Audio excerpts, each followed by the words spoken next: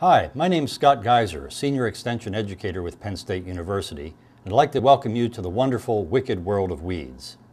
Weeds are defined as plants growing where we don't want them, but there's really much more to it than that. Most gardeners and farmers would tell you they spend more time managing weeds than insects or diseases. Weeds deprive plants of light, water, nutrients, and space. They can cause skin irritations, overwhelm roadsides, and detract from otherwise beautiful landscapes. In this lesson, we'll learn how to manage weeds.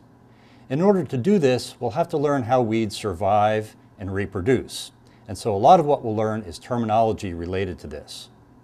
While not all gardeners use herbicides, herbicides can be extremely effective in managing certain weeds, and so we'll introduce herbicide terminology as well. Here are two statements that should resonate with you after you've completed this lesson. Here's the first one. Crabgrass is a summer annual grass. It germinates in the spring, grows during the summer, flowers in late summer, and then sets seed. It dies with the first frost, dropping seed on the ground. And then it begins that life cycle again the following year. It's a good example of a summer annual grassy weed. It's a weed that commonly infests lawns. In lawns, most of the crabgrass control is achieved through cultural methods. This includes proper seeding time, proper species selection, nutrient management, and mowing management.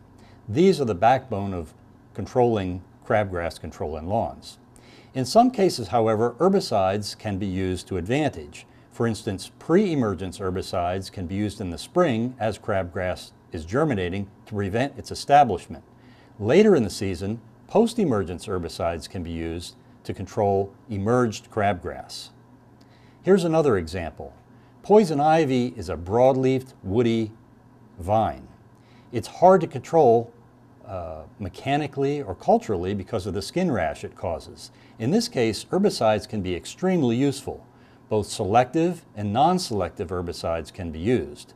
Non-selective herbicides damage all plants in the treatment area, while selective herbicides in this case would control the poison ivy while leaving some desirable plants behind. Another thing we'll do in this lesson is introduce some references for you. Good weed identification references, as well as some references that will help you with the herbicide terminology. Okay, that's our introduction. Let's get started. Let's enter the wonderful, wicked world of weeds.